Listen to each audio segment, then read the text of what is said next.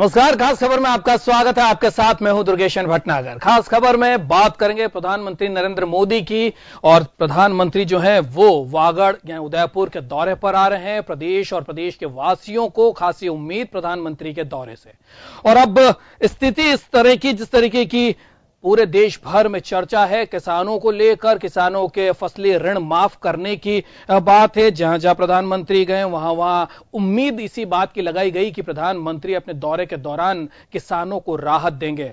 चुनावी वर्ष भी शुरू होने वाला है। काउंटडाउन राज्य सरकार का शुरू हो चुका है। चुनाव में अब जाना है, चाहे कांग्रेस हो, चाहे दूसरी पार्टियां हो, चाहे सत्तासीन भाजपा हो, सभी जिस भी मुद्दे को ले रही है अब उनको सीधे तौर पर चुनाव से जोड़कर ही देखा जा रहा है। और प्रधानमंत्री का यह दौरा भी शंखनाद के तौर पर देखा जा रहा है। अभी 15 महीने जरूर बाकी है, लेकिन बड़ा ग्राउंड पर काम करने की जरूरत है। 15 महीने भी का जो वक्त है वो भी कम पड़ सकता है। और इसी चीज को देखते हुए अमित शाह जब राजस्थान के दौरे पर आए थे तो ग्राउंड रियलिटी जानने की कोशिश उन्होंने की थी, नब्ज पकड़ने की कोशिश की थी, और उसी को देखते हुए प्रधानमंत्री का यह दौरा है। सियासी तौर पर अगर प्रधानमंत्री के दौरे को देखा जाए तो क्योंकि वागड़ क्षेत्र है, गुजरात से जुड़ा हुआ है, गुजरात में चुनाव है, और कहीं न कहीं इसका इंपैक्ट उदयपुर और आसपास का जो सारा क्षेत्र है उसका इंपैक्ट गुजरात के चुनाव पर जरूर पड़ता है।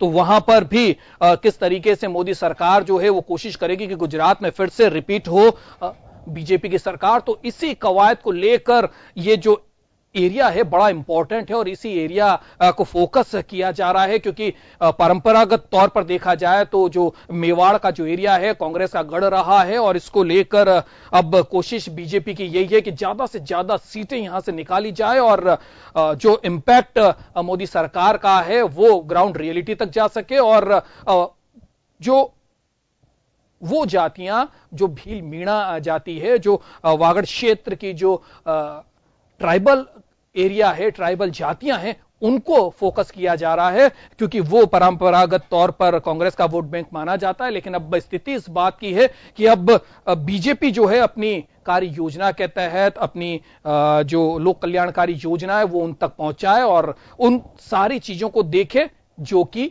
वोट बैंक में तब्दील हो सके आने वाले चुनाव में। आज इसी को हम समझने की कोशिश करेंगे कि आखिर क्या कुछ सियासी मायने लगाए जाएं प्रधानमंत्री के दौरे को। पहले एक रिपोर्ट देखिए आप। प्रधानमंत्री नरेंद्र मोदी अपने उदयपुर दौरे में कई सड़क परियोजनाओं का लोकार्पण करेंगे। चुनावी साल नजदीक है और इसलिए प्रधानमंत्री नरेंद्र मोदी का यह दौरा राजस्थान के लिए काफी अहम माना जा रहा है। भाजपा और कांग्रेस दोनों ही पार्टियों ने चुनाव को देखते हुए तैयारियां शुरू कर दी हैं। कांग्रेस के नेता जहां लगातार मेवाड़ और वागड़ पर फोकस कर रहे हैं, वहीं प्रधानमंत्री मोदी का यह दौरा भी भाजपा और उसके कार्यकर्ताओं में नई जान फूंकेगा। मोदी इससे पहले 2015 में मेवाड़ का दौरा कर चुके हैं। पूरे राजस्थान प्रदेश के लोगों में, पूरे राजस्थान प्रदेश की भारतीय जनता पार्टी के कार्यकर्ताओं में, और विशेष रूप से उदयपुर डिवीजन जो है वहां के हमारे भारतीय जनता पार्टी के कार्यकर्ताओं में और आम जन में एक उत्साह का माहौल है, एक हर्ष का माहौल है कि वो अपने प्रधानमंत्री जी को सुनना चाहते हैं, अपने प्रधानमंत्री जी का स्वागत करना चाहते हैं। मैं समझता हूँ 29 तारीख की जो प्रधानमंत्री जी की यात्रा है वो एक ऐतिहासिक यात्रा होगी। उनका ऐतिहासिक स्वागत राजस्थान प्रदेश की जनता वहां पर करेगी। चुनावी साल में प्रधानमंत्री मोदी का उदयपुर दौरा काफी महत्वपूर्ण माना जा रहा है। उदयपुर, बांसवाड़ा, डूंगरपुर, जालौर, सिरोही, पाली, राजसमंद, चित्तौड़गढ़ और भीलवाड़ा ऐसी 7 लोकसभा सीटें हैं जिन पर अभी भाजपा का कब्जा है। 37 में से 34 विधानसभा सीटें भाजपा के पास है। ऐसे में ये भाजपा का मजबूत गढ़ माना जाता है। वहीं उदयपुर की सीमा गुजरात से सटी हुई है। गुजरात में भी इसी साल विधानसभा चुनाव होने हैं। ऐसे में भाजपा का पूरा फोकस इसी क्षेत्र में है। भाजपा के गढ़ को भेदने के लिए कांग्रेस के राष्ट्रीय उपाध्यक्ष राहुल गांधी करीब 2 महीनों से सक्रिय हैं। इस दौरान वे उदयपुर, बांसवाड़ा और जालौर का दौरा कर चुके हैं। साथ ही 19 जुलाई को भी कांग्रेस नेता राहुल गांधी ने इस क्षेत्र का दौरा कर कांग्रेस कार्यकर्ताओं में उत्साह भरा है। मैं चाहूंगा कि भारत सरकार, प्रधानमंत्री जी जब उदयपुर आए या राजस्थान आए तो कम से कम जो सबसे बड़ी और सबसे प्रासंगिक हमारे प्रदेश की जो मांग है, जो डिमांड है, जो जरूरत है, उसकी घोषणा भी वो कर जाएं। और ऐसी घोषणाएं प्रधानमंत्री जी पहले राज्यों में कर चुके हैं, चाहे वो बिहार हो, चाहे वो उत्तर प्रदेश हो, चाहे वो आसाम हो। राजनीतिक समीक्षकों का हमेशा यह मानना रहा है कि मेवाड़ से जिस पार्टी को ज्यादा सीटें मिलती हैं, प्रदेश में उसी की सरकार बनती है। यह किंवदंती है मोहनलाल सुखाड़िया और हरिदेव जोशी के जमाने से चली आ रही है। इस बार भी दोनों पार्टियों का जोर मेवाड़ पर ही है। कांग्रेस अपना वर्चस्व एक बार फिर यहां कायम करने की कोशिश कर रही है और भाजपा अपना सियासी कौशल दिखाने को बेताब है।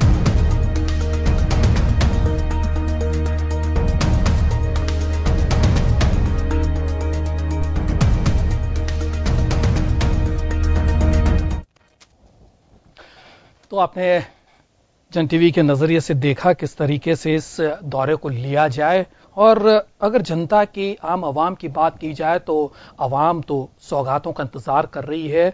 कई तरीके की सौगातें मिलने की बात भी है, और किसान जो हैं वो जरूर चाहते हैं कि जो फसली ऋण का जो भार उनके ऊपर है वो प्रधानमंत्री के इस दौरे में कम हो जाए, फसली ऋण का जो मामला है वो सॉर्ट आउट हो जाए और किसानों को ऋण मुक्त कर दिया जाए। अब कई तरीके की स्थितियां हैं, चलिए इसी चीज को हम समझने की कोशिश करेंगे। हमारे साथ हमारा पैनल जुड़ गया है। बीजेपी से मनीष पारिक साहब हमारे साथ जुड़ रहे हैं, कांग्रेस से नगेंद्र सिंह शेखावत साहब हमारे साथ जुड़ रहे हैं, और वरिष्ठ पत्रकार ओम सैनी साहब हमारे साथ जुड़ रहे हैं। आप सभी का बहुत बहुत स्वागत है। सबसे पहले मनीष जी आपके पास आना चाहूंगा। प्रधानमंत्री का दौरा है, माने कि विधानसभा चुनाव के लिए इसे शंखनाद कहें, क्योंकि ग्राउंड रियलिटी और नब्ज टटोलने के लिए पहले अमित शाह आते हैं और उसके बाद प्रधानमंत्री का दौरा, और दौरा भी वागड़ क्षेत्र का, गुजरात से जुड़ा हुआ, और वो क्षेत्र जिसमें जो राजनीतिक समीक्षक है उनका मानना है कि जिस भी पार्टी की मेवाड़ में सबसे ज्यादा सीटें आती है वो सत्तासीन हो जाती है। तो क्या माने कि उसी परंपरा को निभाने के लिए फोकस मेवाड़ का? जी निश्चित तौर पर दुर्गेश, मुझे लगता है कि जो मेवाड़ का, वागड़ का क्षेत्र है वो भारतीय जनता पार्टी का समर्थक क्षेत्र पिछले 3 चुनाव से है। जब हम 37 में से 34 सीटें इस बार जीती है, पिछली बार 28 जीती, जबकि सरकार नहीं बना पाई, तो भी कि भारतीय जनता पार्टी की जो 80 सीटें कुल मिलाकर मिली थी 79, उसके में भी वागड़ क्षेत्र का योगदान था। और उससे पहले जो पहली सरकार माननीय वसुंधरा राजे जी की भारतीय जनता पार्टी की बनी थी, उसमें भी भाजपा ने इसमें कुल मिला के 32 सीटों पर जीत हासिल की थी। तो मुझे ऐसा लगता है कि जो प्रभाव है उस एरिया में पूरा है, और चूंकि वहां पर जो प्रभाव है उसके कारण से भारतीय जनता पार्टी ने अपनी सीटों की संख्या बढ़ाई है, सरकार बनाई है, उसमें अहम रोल उसका है। जो एसटी इलाका है जिसको आदिवासी क्षेत्र बोलते हैं, उसकी भी काफी वहां प्रभुत्व है, और इसी कारण से जो डूंगरपुर, बांसवाड़ा और ये इलाका है प्रतापगढ़ का, वहां पे आदिवासियों में भी भारतीय जनता पार्टी का पूरा समर्थन है। लगभग सारी सीटें हमने वहां पे जो आदिवासी इलाका है उसमें भारतीय जनता पार्टी को मिली है। तो मुझे ऐसा लगता है माननीय मोदी जी के आने से जो उत्साह का संचार पूरे राजस्थान में होने वाला है, जो सौगातें मिलने वाली है, वो सबसे पहले आदिवासी इलाके में पता चले। और जो पूरे राजस्थान में भी आप देखेंगे कि 27,000 करोड़ की योजनाएं, जो 300 से ज्यादा सड़क की परियोजनाएं हैं, पुल हैं बड़े, जिससे कि पूरे राजस्थान में एक जो सड़क परिवहन में है आमूल चूल क्रांति आने वाली है, मॉडिफिकेशन होने वाला है, और जो सुविधा है वो बढ़ने वाला है। उसकी शुरुआत माननीय मोदी जी उदयपुर की इस रैली से करने वाले हैं। चलिए, तो बड़ा इंपॉर्टेंट मामला है और गुजरात भी पास में है, और गुजरात पर इस दौरे का कितना इंपैक्ट होगा इसको हम समझेंगे, लेकिन एक ब्रेक हमें लेना पड़ेगा क्योंकि कुछ कमर्शियल्स हैं। ब्रेक से लौटेंगे तो इस चर्चा को आगे बढ़ाएंगे।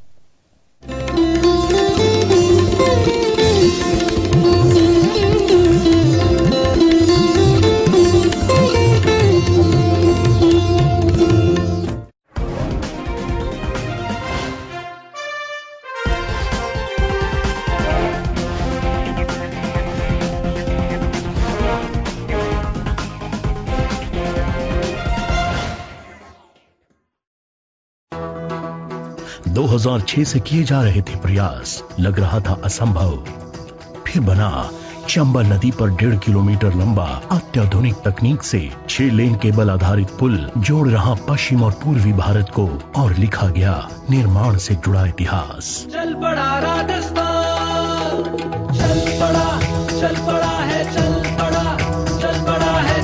पड़ा है राजस्थान।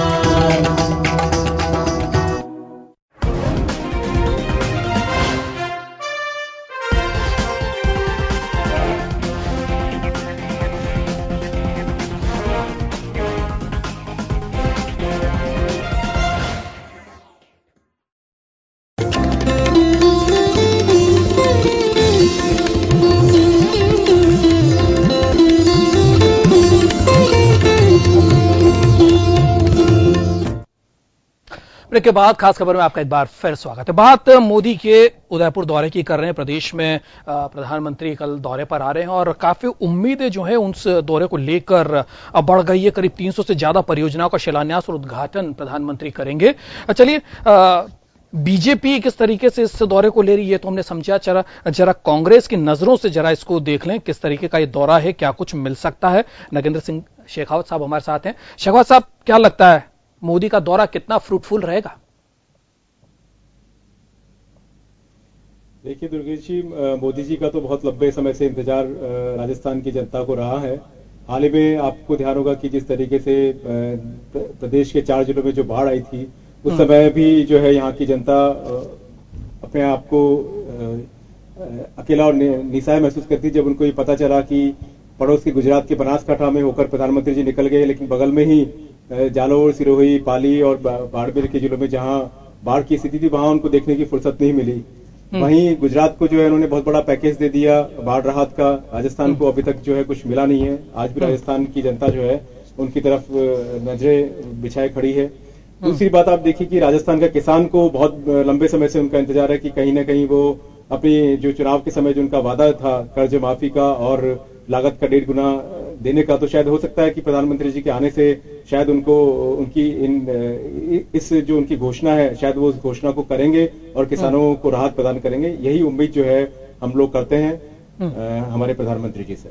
नगेंद्र सिंह साहब, क्या लगता है वागड़ क्षेत्र जो बड़ा इंपॉर्टेंट है पॉलिटिकली, अगर देखें चुनावों की दृष्टि से देखें, चुनाव अब आने वाले हैं, काउंटडाउन शुरू हो गया, 15 महीने ही बचे हैं और ज्यादा इससे वक्त नहीं कहा जा सकता, तो क्या लगता है बीजेपी तो लगातार कोशिशों में लगी हुई है।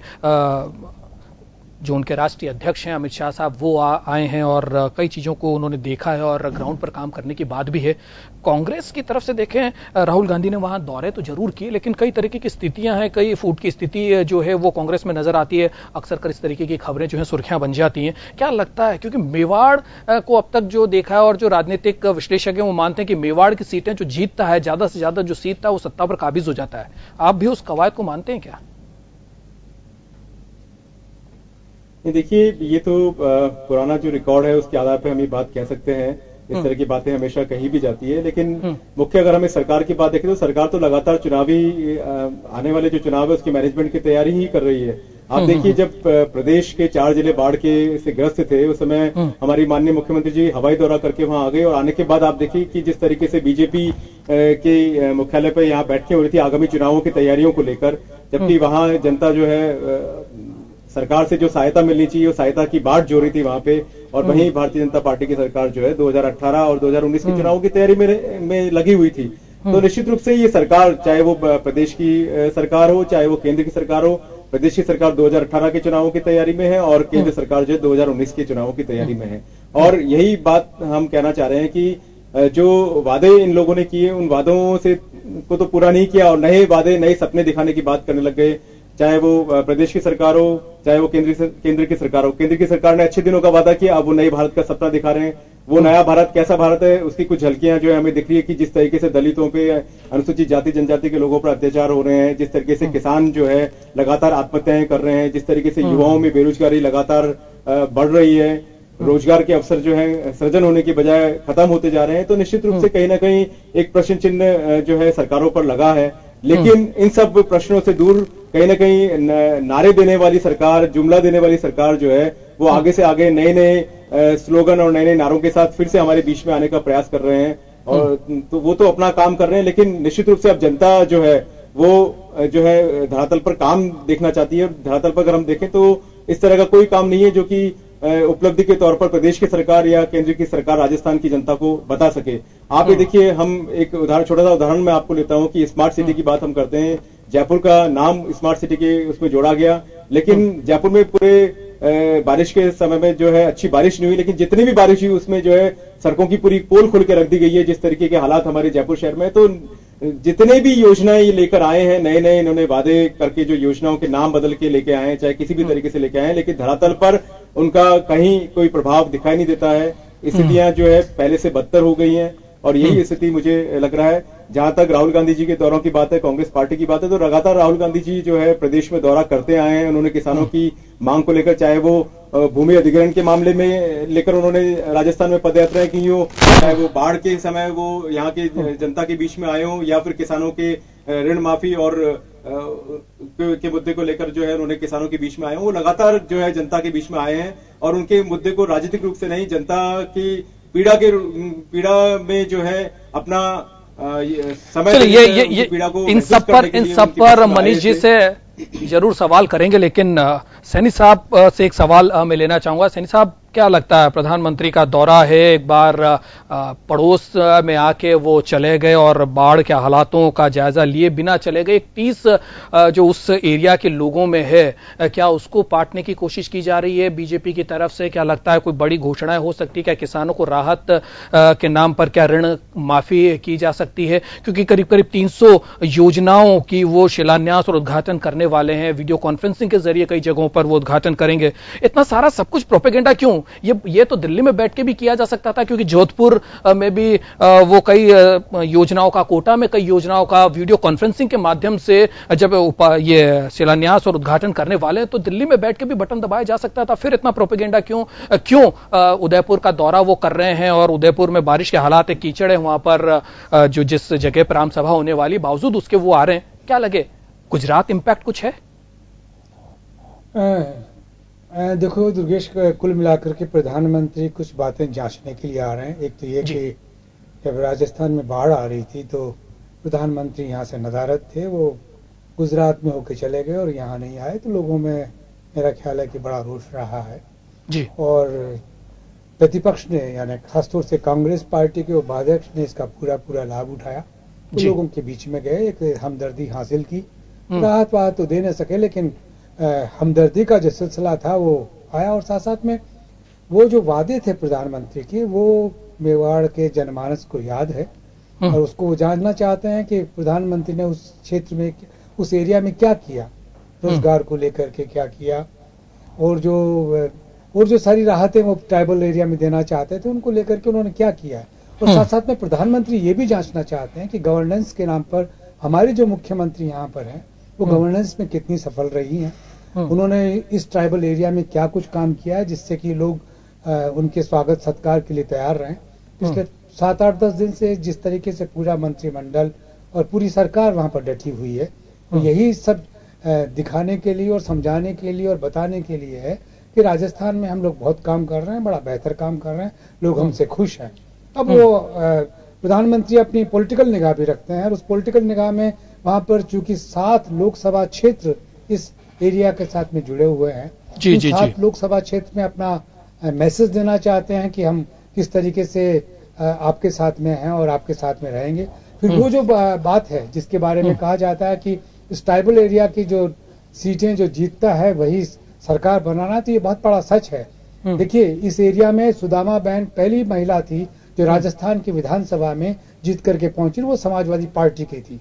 एक वक्त में वहां का जो ट्राइबल है, जिसको भील जनसंख्या में ज्यादा है, गरासिया कम है, भीलों का ये सिलसिला था कि या वो सफेद टोपी लगाते थे या लाल टोपी लगाते थे। गोविंद भक्त के मूवमेंट के बाद में जो 1920 का बड़ा मजबूत आंदोलन रहा है ट्राइबल्स का अगेंस्ट फ्यूडलिज्म, उसको लेते हुए ट्राइबल्स बड़े एग्रेसिव रहे हैं और 2 भागों में बट के रहे हैं। उनका रवैया क्या है, इस वक्त वो किधर हैं, तो एक साथ धीरे धीरे उन लोगों ने समझना प्रारंभ कर दिया कि जो भी सरकार में आता है वो प्रोमिसेस फुलफिल करता है तो उसके साथ में जाते हैं, प्रोमिसेस फुलफिल नहीं करता है तो उसके साथ में नहीं जाते हैं। तो जैसे हालात फिल वक्त है वहां पर, उन हालात को बदलने के लिए प्रधानमंत्री का जो ओरा है, जो प्रभा मंडल है, वो वहां पर स्थापित करने के लिए आए हैं। और साथ साथ में वो नकेल जो एक वक्त में राजस्थान के प्रांतीय नेताओं के हाथ में थी, प्रधानमंत्री अपने हाथ में थामना चाहते हैं और ये स्थापित करना चाहते हैं कि आप सबको भूल जाइए, मैं जब तक बैठा हूं, मैं जो वादे करके जाऊंगा वो मैं निश्चित रूप से करूंगा। और 6 लेन का जो रास्ता जो किशनगढ़ से लेके और अहमदाबाद तक बन रहा है, उसकी आधारशिला वो वहां पर रख रहे हैं। वो सबसे ज्यादा रोचक लोगों को लगती है और लगता है कि यस, हम लोग एक कदम आगे बढ़ रहे हैं। बाकी सब बातें तो वो जैसा पूरी तौर पे होता है कि एक पत्थर यहां लगवा दिया, दूसरा पत्थर वहां लगवा दिया, लेकिन प्रधानमंत्री की निगाह में इन सब बातों का कोई महत्व नहीं है। वो देखना चाहते हैं कि सरकार की गवर्नेंस कैसी है, संगठन किस तरीके से यहाँ पर काम कर रहा है, ट्राइबल्स में कैसे काम हो रहा है, और साथ साथ में आने वाले चुनावों में क्या रेस्पॉन्स होगा उसको जांचने की उनकी प्रक्रिया। इसीलिए मेरा ख्याल है कि मंत्रिमंडल और संगठन वहां पर लगा हुआ है और साथ साथ में प्रधानमंत्री सब देखेंगे और जांचने के बाद में मेरा ख्याल है कि जो राष्ट्रीय अध्यक्ष हैं और जो नए यहाँ पर संगठन मंत्री बने हैं, वो भी एक रिपोर्ट देंगे कि क्या इस नेतृत्व में हम लोग आने वाले चुनाव में विजय हासिल कर सकेंगे या नहीं कर सकेंगे। यही सब इसलिए बिल्कुल सही चीज है। सैनी साहब, एक बड़ा सवाल यहां और उठता है, 180 प्लस का टारगेट लेकर बीजेपी चल रही है। छोटा मोटा टारगेट नहीं है,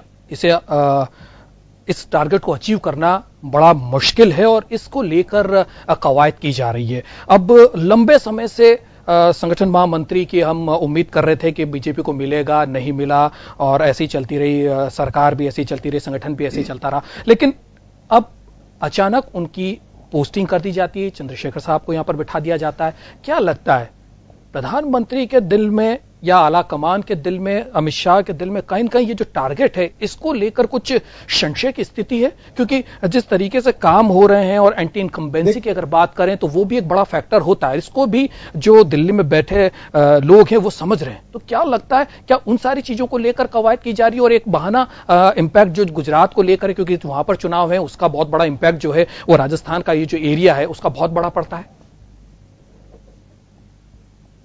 निश्चित रूप से दुर्गेश, आप ठीक कह रहे हैं कि संगठन के स्तर पर जो स्थिति होनी चाहिए वो है या नहीं, क्योंकि ये 180, ये तो देखिए व्यवहारिक राजनीति में इन सब बातों का कोई अर्थ नहीं होता। आप तो 200 सीटें ले आएंगे, इसको कौन रोक रहा है? लेकिन जनता भीड़ नहीं होती है, जनता समझने के सिलसिले में और अपने कामों को देख करके साथ में चलने वाली होती है। ऐसी स्थिति में इनके टारगेट फिक्स करने से कुछ नहीं होता। काम क्या हो रहा है, लोग कितने प्रसन्न हैं, आपके साथ में है या नहीं, ये जांचने का काम मेरा ख्याल है संगठन में जो अभी आला अधिकारी लगे हैं वो सब कुछ जांचेंगे। और ये जुमला तो एक टारगेट के हिसाब से है ताकि संगठन के लोगों को लगे कि हम इतनी सीटें हासिल कर सकते हैं। अब हासिल कर सकते हैं या नहीं कर सकते हैं ये बात अलग है। हमारे पास में सिर्फ एक ही उदाहरण है, वो उदाहरण यूपी का है, जिसमें कि इनके ये जो इस तरह के जो भाषण थे और जिस तरह की जो कवायद रही, रणनीति रही, वो सफल रही है। उस सफलता के बाद में ही इस तरह की बातें कहने लगे कि 180 तो यहाँ पर विधानसभा में चाहिए और साथ साथ में लोकसभा में वो जो नया आंकड़ा बताया है, इन आंकड़ों से कुछ नहीं होता।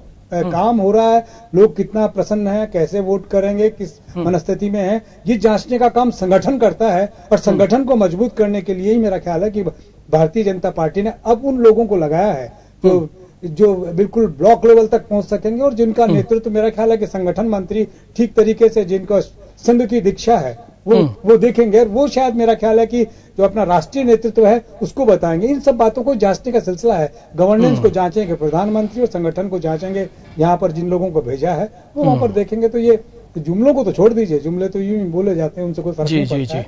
लेकिन लोगों में कैसा ख्याल है, लोग बेरोजगारी से राहत पा रहे हैं, किसान क्या अपनी भुखमरी से राहत पा रहे हैं, अपने जो मंदी का सिलसिला उससे राहत पा रहे हैं, ये सब बातें भी जांचने का सिलसिला है। और बिल्कुल ये जांचने का सिलसिला है अपने, और आज हम भी इसी चीज को जांचने के लिए बैठे हैं कि क्या कुछ प्रधानमंत्री के दौरे के सियासी मायने निकाले जाएं, किस तरीके से क्या चीज होगी, ग्राउंड रियलिटी वो जांचने आ रहे हैं, गवर्नेंस को जांचने आ रहे हैं, और क्या जिस तरीके के टारगेट लेकर प्रदेश भाजपा चल रही है वो क्या अचीव हो पाएंगे।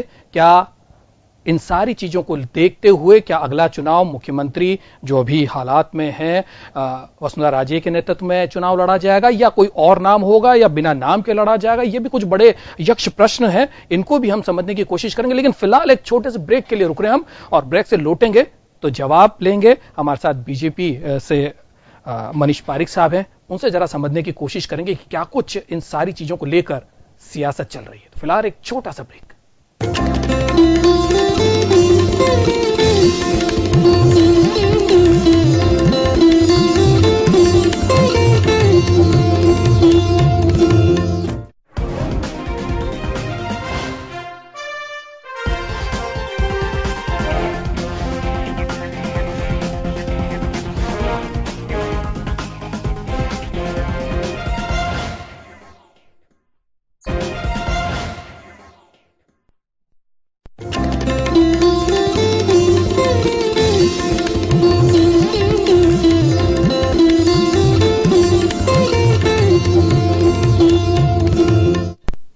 ब्रेक के बाद खास खबर में आपका एक बार फिर स्वागत है। हम बात कर रहे हैं प्रधानमंत्री के दौरे को लेकर, क्या कुछ राजस्थान की जनता को मिलने वाला है, किस तरीके से प्रधानमंत्री के इस दौरे के सियासी मायने निकाले जाने चाहिए, उसका नफा नुकसान हम तोलने की कोशिश कर रहे हैं। हमारे साथ बीजेपी से मनीष पारिक साहब हैं, कांग्रेस से नगेंद्र सिंह शेखावत साहब हैं, वरिष्ठ पत्रकार ओम सैनी साहब हमारे साथ जुड़े हुए हैं। मनीष जी, आपके पास फिर से आना चाहूंगा। जिस तरीके से अब तक की जो डिबेट रही है, बड़ा इंपॉर्टेंट ये दौरा है और इसके कई मायने हम निकाल सकते हैं। और चाहे प्रदेश की भाजपा सरकार हो, केंद्र की सरकार हो, या आने वाले विधानसभा चुनाव चाहे राजस्थान में हो या उससे पहले होने वाले गुजरात के चुनाव हो, इस सब का इंपैक्ट जो सीधे तौर पर मोदी जी के जो दौरा है उससे पड़ने वाला है। क्या माने, राहुल गांधी लगातार जो है इस एरिया में दौरा कर रहे हैं, उसकी वजह से भाजपा डरी हुई है क्योंकि उसका इंपैक्ट शायद हो सकता है। और परंपरागत तौर पर अगर इन 3 चुनावों को छोड़ दे तो पहले कांग्रेस का एक गढ़ माना जाता था। या बनासकांठा तक प्रधानमंत्री आते हैं, बाढ़ प्रभावित एरिया का दौरा करते हैं, राजस्थान के उन जिलों को छोड़ देते हैं जहां पर बाढ़ आती है, तो क्या उसका डैमेज कंट्रोल है?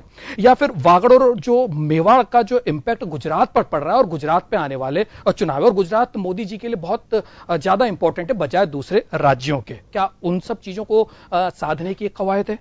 या फिर राज्य सरकार और जो बीजेपी का संगठन है उसकी जमीनी हकीकत जानने के लिए प्रधानमंत्री आ रहे हैं? या फिर मिशन जो 2019 का है उसमें भाजपा ने एक बड़ा मिशन लिया है 350 प्लस का, लोकसभा चुनाव के को लेकर हम इस चीज को समझने की कोशिश कर रहे हैं। तो क्या उस कड़ी को जोड़ते हुए इस दौरे को देखें? मनीष जी। नहीं दुर्गेश जी, ये बात तो सही है कि माननीय मोदी जी के जो प्रवास हैं वो निरंतर पूरे देश में चलते हैं, चुनाव के समय भी, और उन्होंने सर्वाधिक रैलियां की, और इसी तरह से चुनाव के बाद भी जो मन की बात के जरिए रेडियो से लोगों से कनेक्टेड रहे। तो जो संवाद है वो उनका एक बहुत बड़ा प्लस पॉइंट है, इतना हाई प्रोफाइल संवाद है कि उसकी अपनी योजना साल भर की बनी हुई रहती है। और आप देखेंगे कि ऐसे सब इलाकों को वो छू कर जाते हैं जहां पर जरूरत होती है, जहां पर काम होते हैं, तो निरंतर उनका एक रेगुलर चलता है। इसलिए कोई बनासकांठा तक आ गए और इधर नहीं आए ऐसा भी नहीं। उसके बाद आप देखेंगे जो राहत की बरसात है वो पूरी ठीक प्रकार से हुई है। जो रेस्क्यू ऑपरेशन है वो राज्य सरकार ने अमल में लाए, माननीय वसुंधरा जी ने उसका मॉनिटरिंग किया, वो बहुत माइन्यूटली किया, और आपने देखा कि कैजुअलिटीज को रोका गया। तो मैं समझता हूं कि अभी जो बात है वो केंद्र सरकार की योजनाएं हैं जो देश में चल रही है। 3 काम में करोड़ी काम भाजपा सरकार ने किया। एक तो शौचालय बनाए उन घरों में, उनकी संख्या 2 करोड़ के आसपास पहुंच गई। इसी तरह से खाते खोले तो 25 करोड़ के आसपास जनधन खाते देश में खुल गए। और आप देखेंगे तो लगभग 2.5 करोड़ कनेक्शन गैस के उन्होंने उज्ज्वला योजना के तहत दिए, जिसमें आम आदमी को, आदिवासी को, गरीब को और उन सब वो मिले लेकिन ऐसे लोग, लेकिन अभी का जो दौरा है सियासी मायने थोड़ा समझना चाह रहे हैं मनीष जी हम, क्या इम्पैक्ट होने वाला है? क्या इसे हम शंखनाद माने? क्या गुजरात के चुनाव का जो इम्पैक्ट राजस्थान की वजह से पड़ता है वहां की उन सीटों के ऊपर, तो क्या उसको हम माने, या ग्राउंड रियलिटी जानने के लिए प्रधानमंत्री यहां पर आ रहे हैं? ये जरा सा ये हम समझना चाह रहे हैं। बड़ी बात तो है ही, जो मकसद सीधा सीधा इसमें बताया है कि 27,000 करोड़ की 300 योजनाएं, परियोजनाएं हैं जिनका उद्घाटन होना है और उनका कुछ का शिलान्यास होना है। जो कोई ऐतिहासिक काम हो रहे हैं मध्य प्रदेश और राजस्थान को जोड़ने के लिए, चंबल का पुल है, जयपुर की आप रिंग रोड बोलेंगे, या फिर बीकानेर में जो मुकाम है वहां से लेकर मनीष जी यही चीज हम जानना चाह रहे हैं। ये सब वीडियो कॉन्फ्रेंसिंग के जरिए वो करेंगे, और वीडियो कॉन्फ्रेंसिंग तो वो दिल्ली में बैठ के भी कर सकते थे, फिर एक आम सभा उदयपुर में करना और एक बड़ा जलसा वहां पर होगा, उसके मायने जरा हम समझने चाह रहे हैं। कि व्यक्तिगत जो उनका प्रभाव है, ऑरा है माननीय प्रधानमंत्री जी का, उसका लाभ तो निश्चित तौर पर मिलता ही है, सरकार को भी मिलता है और संगठन को भी मिलता है। आप देखेंगे कि संगठन में भी निरंतर अमित शाह जी के 3 दिवसीय प्रदेश में दौरे हुए हैं, हर प्रदेश में हो रहे हैं, रूटीन काम है। और इसी तरह से विस्तारक योजना चल रही है, हर बूथ पर भाजपा के कार्यकर्ता जा रहे हैं, 15 दिन वहां रह रहे हैं, रुक रहे हैं। और तो जो जमीनी हकीकत है उसका जानने का काम तो उन विस्तारकों ने ही कर दिया है जो कि बूथ लेवल पर काम कर रहे हैं। तो आप समझिए कि 47,000 बूथों पर अगर एक एक व्यक्ति जिम्मेदार पदाधिकारी कार्यकर्ता 15 दिन के लिए रहेगा तो जो नस है, जो भी कोई वहाँ की तो जमीनी हकीकत जानने के लिए प्रधानमंत्री जी आ रहे हैं। लेकिन माननीय मोदी जी का तो मुझे लगता है कि माननीय मोदी जी का प्रभाव, उसका लाभ निश्चित तौर पर भारतीय जनता पार्टी को मिलता है। देश की जनता के नाम पे भी जनता को मिलता है, क्योंकि वहां घोषणाएं होती, योजनाएं होती, विकास होता है। और दूसरी बात, जो एक कॉन्फिडेंस जनता में आता है, जिसके चलते जन जागरण के मुद्दे हैं, जन जागरण बिल्कुल, तो कहीं कहीं कॉन्फिडेंस लूज हुआ है। हम वही समझना चाह रहे हैं, कॉन्फिडेंस जो है जनता का लूज हुआ है और उसी कॉन्फिडेंस को बढ़ाने के लिए प्रधानमंत्री जी का दौरा। अगर कोई बच्चा ज्यादा पढ़ाई कर रहा है, सिंसियर है स्टडी में, तो इसका मतलब उसको फेल होने का डर सता रहा है, ये कारण नहीं है।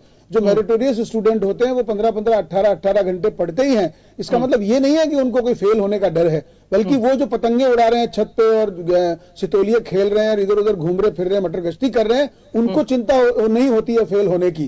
जो सिंसियरिटी है इट ऑलवेज पेज। तो मुझे लगता है माननीय मोदी जी का जो ये नारा है, स्वच्छ भारत का आप कहेंगे, समर्थ भारत का कहेंगे, विकसित भारत का कहेंगे, उसको गति देने का ही एक ये स्टेप है जो इस समय यहाँ पर होने जा रहा है। शेखावत साहब, आपकी तरफ आना चाहूंगा। तो अब आपको तो बहुत कड़ी मेहनत करनी पड़ेगी, क्योंकि जिस तरीके की बात बता रहे हैं मनीष पारिक साहब, तो आपको तो बहुत ग्राउंड पर काम करना पड़ेगा। राहुल गांधी के वहां पर दौरा करने से, बाढ़ पीड़ितों के साथ बातचीत करने के, उनकी समस्याओं को सुनने के लिए उनका वहां जाना कोई इंपैक्ट नहीं रखता है। और मोदी साहब जो है वो इसीलिए आ रहे हैं कि जो सरकार जो है 180 का टारगेट लेके विधानसभा में चल रही है, 350 का टारगेट 2019 लोकसभा के लिए लेके चल रही है, तो इजीली अचीव हो जाएगा। कांग्रेस के पास अब करने को तो कुछ है नहीं।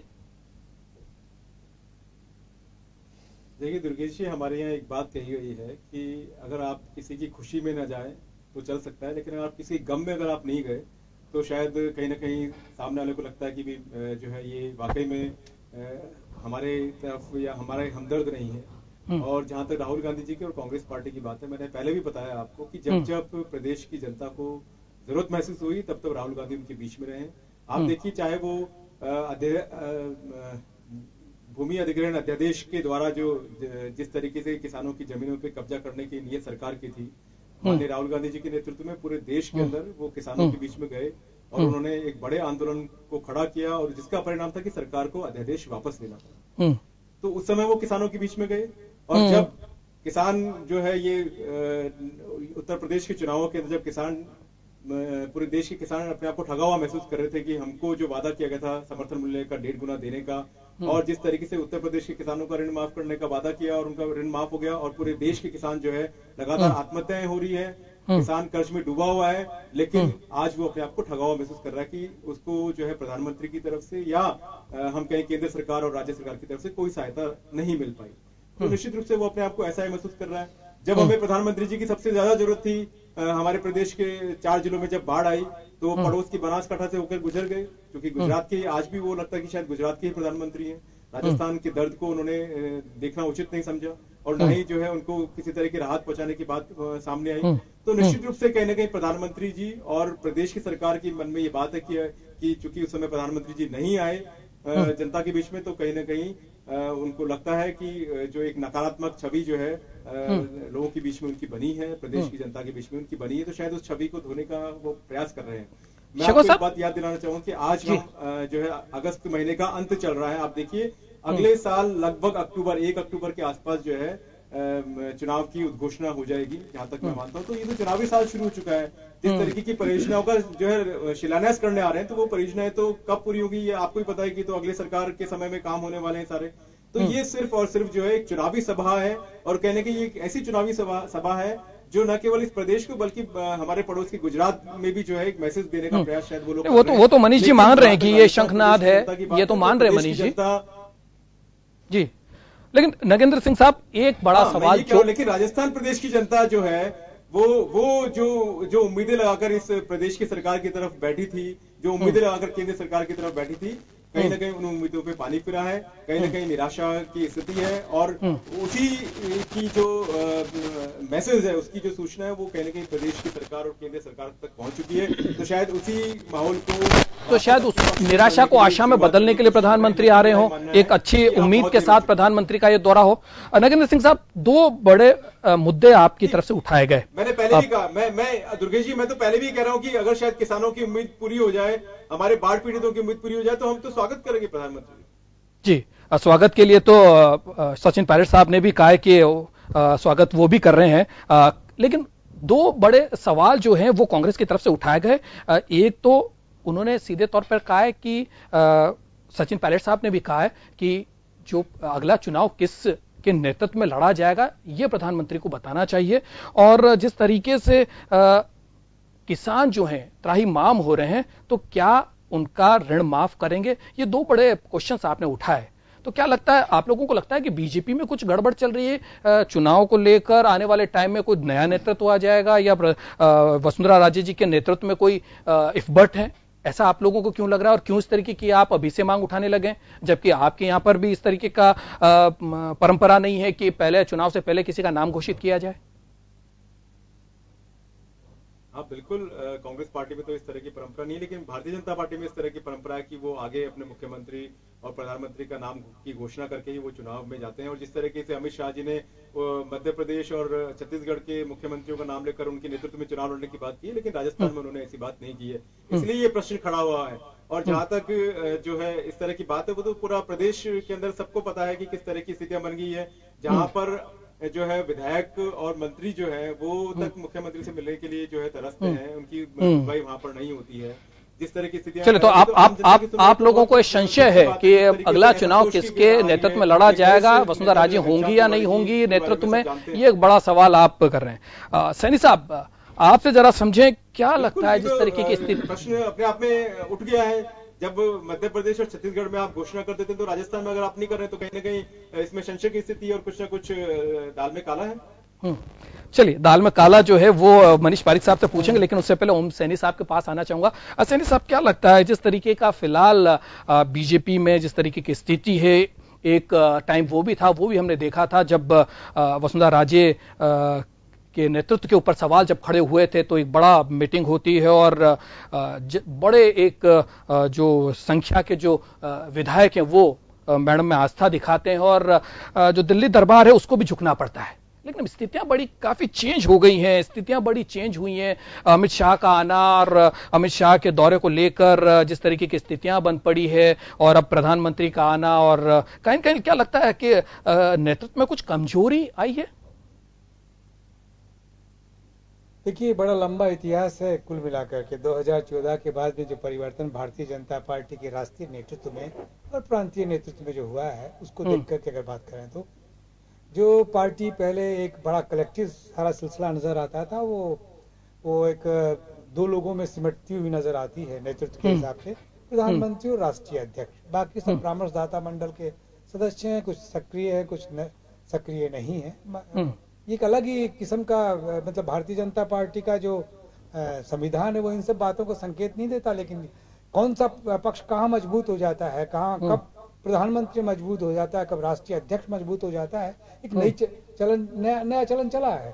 और ये हमारे यहाँ जो मुख्यमंत्री रही हैं, मुख्यमंत्री का अपना दबदबा और अपना विजन बड़ा प्रभावी था। इन्होंने 2-3 राष्ट्रीय अध्यक्षों को बड़े चुनौती के साथ में फेस किया है, और उनको अपनी अपनी वो हैसियत दिखाई है और अपना दबदबा दिखाया है। राजनाथ सिंह इस बात से ठीक से वाकिफ है, गडकरी जी भी ठीक से वाकिफ हैं, और उसके बाद में लेकिन जो वर्तमान प्रधानमंत्री हैं उनका सिलसिला बहुत अलग किस्म से है। वो जिस तरीके से उन्होंने सफलताएं हासिल की हैं और देश में केंद्र में अपना शासन और अपना रुतबा स्थापित किया है, उसके बाद में उनके सामने चुनौती वाला कोई स्वर उन्हें पसंद नहीं आता है। वो एक अनुशासित पार्टी, ऐसी पार्टी जिसमें राष्ट्रीय अध्यक्ष और प्रधानमंत्री को कोई नैत्यफाकी का स्वर सुनने को ना मिले, ऐसी पार्टी उन्होंने स्थापित की है। जहां तक हमारे मुख्यमंत्री का सिलसिला है, उनके विजन अपने स्वतंत्र रूप से बड़े प्रभावी रहे हैं और उन्होंने उसी तरीके से काम भी किया है। लेकिन अभी जो 3.5 साल के साथ में जो उन्होंने घोषणाएं की थी, जब वो मुख्यमंत्री बनी थी और जिस वक्त जो घोषणा पत्र भारतीय जनता पार्टी के प्रांतीय नेतृत्व ने जारी किया था, उनमें काफी कमजोरियां हुई हैं। जिस तरीके से किसानों को अपने उत्पादन का और अपनी फसल का जो ऋण जिस तरीके से लाभ मिलना चाहिए था वो नहीं मिला, जिस तरीके से लोगों को रोजगार मिलना चाहिए था वो नहीं मिला। आश्वासन मिले हैं और आंकड़ों का कुछ जंजाल देखने को मिला है जिससे राहत नहीं है, और इस बात को मुख्यमंत्री भी समझती हैं। और यही वजह है कि वो प्रधानमंत्री के सामने अपना जो स्वरूप पेश करना चाहती हैं, अपनी गवर्नेंस का और अपनी लोकप्रियता का, वो प्रभावी नजर आए इस संभाग में जहां पर प्रधानमंत्री आ रहे हैं। उनकी चेष्टा ये है, लेकिन हकीकत क्या है ये प्रांत का आदमी भी जानता है। और मेरा ख्याल है कि अब जिस तरीके से देखने का जो बैरियर लगा दिया है कि संगठन मंत्री यहाँ पर आ गए हैं और साथ साथ में ब्लॉक लेवल तक कार्यकर्ता पहुंचने लगे हैं, तो कोई बात छिपी नहीं है। और जिस तरीके से भारतीय जनता पार्टी का नेतृत्व बिखरा हुआ है, जिस तरीके से नाराजगी के स्वर हैं, वो स्वर चाहे उतने ऊंचे ना हो जितने की दिखने चाहिए, लेकिन हैं जरूर। उन सब बातों को भी प्रधानमंत्री ठीक से वाकिफ हैं और अमित शाह ने भी नोटिस किया उन सबको। तो ये सब मेरा ख्याल है कि चुनाव से पहले की स्थिति है।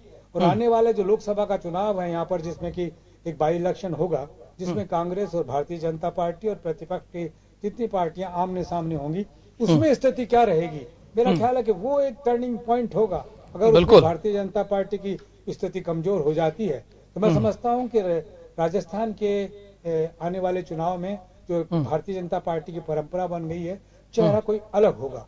और अगर उसमें विजयी होते हैं उसी ताकत के साथ में जैसे पहले निकल करके आए थे साबरमल जाट के रूप में, तो फिर उसके बाद में मैं समझता हूं कि मुख्यमंत्री का सिलसिला वैसा नहीं रहेगा। और मुख्यमंत्री की वफादारियों पर अब केंद्र को उतना शक भी नहीं है, तो ये वो भी स्थापित करना चाहती है। और मेरा ख्याल है कि सौहार्द का और बेहतर संबंध बना करके और लोकसभा के जो बाई इलेक्शन का चुनाव परिणाम है उसको हासिल करके और वो अपने नेतृत्व को बरकरार रखेंगे। बिल्कुल, लोगों की जो नाराजगियों का जो स्वरूप है वो तो है, इसमें कोई शक नहीं। पारिक साहब क्या कहेंगे? ओम सैनी साहब ने बड़ी चीजों को पॉइंट आउट किया है, क्या धौलपुर दौरा पाएंगे अजमेर में? एक तो बड़ा सवाल ये है।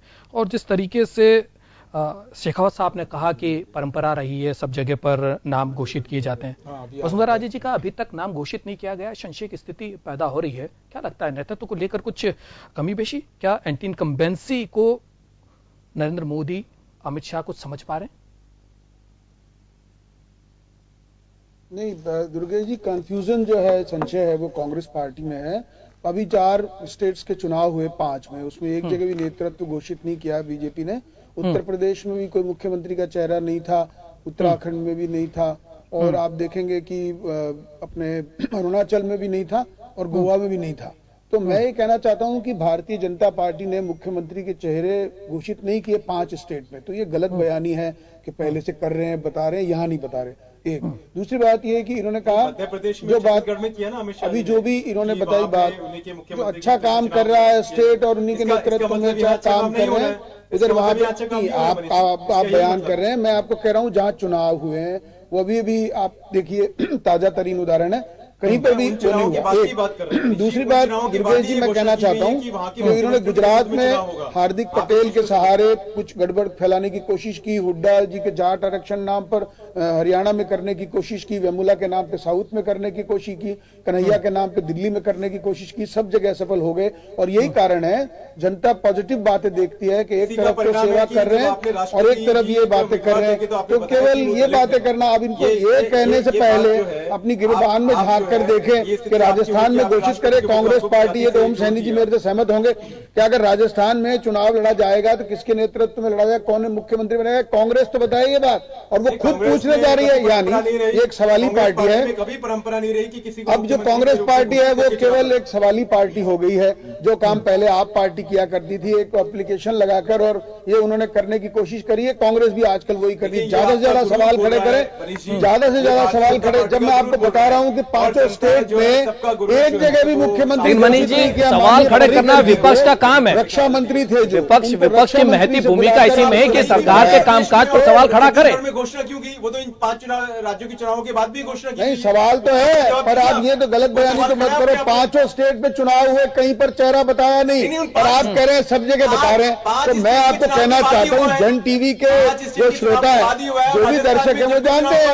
एक दूसरी बात, आपके पास अपना एजेंडा नहीं है बताने को, तो दूसरे के उस पर पत्थर फेंकने का काम बच गया है, और यही नेगेटिविटी है, इसके कारण गड़बड़ हो रही है। जो माननीय मोदी जी ने ये नेतृत्व में सरकार काम कर रही है, जो पहले करोड़ों करोड़ों वर्ड जो केवल भ्रष्टाचार के लिए सुनाई देता था, वो भ्रष्टाचार के लिए सुनाई देता था करोड़ों शब्द, अब वो योजनाओं में सुनाई दे रहा है। ये तो माननीय मोदी जी का काम है। माननीय जो हमारे जितने भी हैं, आप देखिए, हाँ ये सही बात है, शौचालय आपने बनाए नहीं, बताओ ना आपने खाते खोले नहीं, बताओ ना आपने उज्ज्वला गैस कनेक्शन नहीं दिए, बताओ ना आप।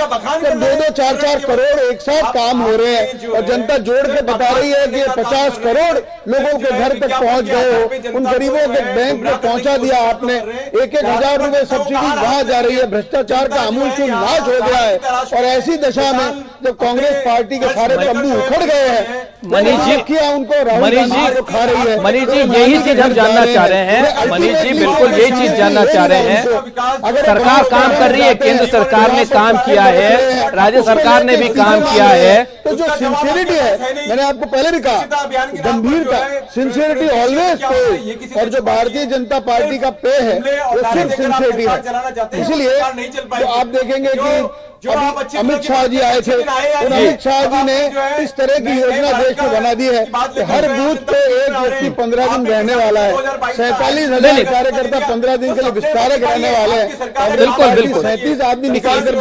इसी पर आना चाहता हूँ, इसी पर आना चाहता हूँ मनीष जी, इसी पर आना चाहता हूँ। जो कांग्रेस लगातार कर रही है, प्रश्न खड़े करो। नगेंद्र सिंह साहब सवाल एक बार पूछ ले, आपने देखा बारे में आप बात करने के लिए उन्होंने किया, अभी किसान की बात कर रहे थे, जब गुजरात नेशनल हेराल्ड का मैटर आ गया तो इन्होंने पद यात्रा निकाली, दोबारा जब आई बात उस समय किसानों की बात भूल गए, जब बात हुई मिलान। मनीष जी यही चीज हम जानना चाहते हैं, बताया गया यही चीज हम जानना चाहते हैं। सीएम की बॉडी लैंग्वेज में बड़ा चेंजेस देखने को मिल रहा है, जो कॉन्फिडेंस पार्टी का मार्च दो कारणों के कारण सड़क पर आई, दोनों में राहुल गांधी जी और सोनिया गांधी जी पर सरकारी भ्रष्टाचार का आरोप था, फैसला था, फैसला था, उस समय इन्होंने पदयात्रा निकाली। तो बात यह है, चलिए गांधी परिवार के लिए कांग्रेस चलिए आरोप प्रत्यारोप की राजनीति में हम ना पड़े, मुद्दे को भटकाए ना। हमारा इस डिबेट के पीछे मकसद जो है वो ये जानने का है कि जो प्रदेश की जो जनता है वो उम्मीद लगाए बैठी है प्रधानमंत्री नरेंद्र मोदी के इस दौरे को लेकर। उस दौरे की हम सियासी आकलन कर रहे हैं कि क्या कितना इंपैक्ट पड़ेगा, क्या किस तरीके से इस दौरे को देखेंगे, क्या एक चुनावी दौरा इसे माने, क्या शंखनाद के रूप में इसे माने, या किसानों के लिए, युवाओं के लिए, रोजगार के इंतजार करते हुए उस युवा व्यक्ति के लिए हम बड़ा इंपॉर्टेंट माने। योजनाएं काफी कुछ होने वाली और योजनाओं को चलते रहना चाहिए, ये बिल्कुल ठीक है, क्योंकि हम एक बहुत बड़े लोकतांत्रिक देश हैं। लेकिन कहीं न कहीं स्थिति जिस चीजों को लेकर भटकाव पर आ रही है वो एक बहुत बड़ा चीज है, क्योंकि लगातार जिस तरीके का जो बॉडी लैंग्वेज हमारी मुख्यमंत्री का बदला है वो एक चिंता का विषय है। और जिस तरीके से स्थितियां राजस्थान की बनी हैं और राजस्थान का और केंद्र के बीच में जो एक मनमुटाव पहले कुछ दिनों में देखने को मिला था, उसके बाद से संशय, क्योंकि संशय इसलिए भी पैदा होता है कि घनश्याम तिवारी के ऊपर कई तरीके के आरोप लगते हैं, पार्टी के खिलाफत काम करने के आरोप होते हैं, लेकिन उन पर अभी तक कोई जो है वो पार्टी की तरफ से कोई कदम नहीं उठाया जाता। ये सब चीजें संशय को पैदा करती है। क्या धौलपुर को हम वापस रिपीट कर पाएंगे, क्योंकि एक बहुत बड़ा टर्निंग पॉइंट है। ओम जी ने भी यही कहा कि जो आने वाला जो उपचुनाव है, बाई इलेक्शन है अजमेर का, वो एक बहुत बड़ा टर्निंग पॉइंट होगा। तो क्या उस सारी चीजों को देखते हुए जिस तरीके की कवायद की जा रही है और संगठन को मजबूत करने की कवायद में अमित शाह जुटे हुए, प्रधानमंत्री भी जो है वो गुड गवर्नेंस की बात करते हैं और खुद तय करते हैं और उस राज्य में जाकर उन चीजों को समझने की कोशिश कर रहे हैं, तो क्या हम उसी चीजों को देखें, जिस तरीके की स्थितियां फिलहाल बन पड़ी, हम उसी चीज को जानना चाह रहे हैं मनीष जी। तो क्या जो धौलपुर का जो इतिहास है, धौलपुर में जिस तरीके से बाई इलेक्शन हुए थे और जो जीत हासिल की थी, तो क्या वही दोहराएंगे? जी, इस बारे में मैंने आपको कहा कि जो रचना है, संगठन योजना है, जो कार्य योजना है चुनाव लड़ने की, उसमें भारतीय जनता पार्टी का कोई सानी नहीं है। जो हमारी विस्तारक योजना है, जिसके तहत हमने पेज प्रमुख तक बना दिए हैं, आप यकीन मानिए कि जो पेज प्रमुख बन गए हैं मतदाता सूची के, उनके जिम्मे वो 100 वोटर हैं, वो उन पे कंसंट्रेट करके और उनको वोटिंग बूथ तक लेकर आते हैं और वो भारतीय जनता पार्टी के पक्ष में वोट करते हैं। तो ये जो संवाद है, समन्वय है, ये भारतीय जनता पार्टी की शक्ति है। इसी शक्ति का, इसी को ऊर्जा और जोश भरने का काम अब माननीय मोदी जी की इस यात्रा से होगा।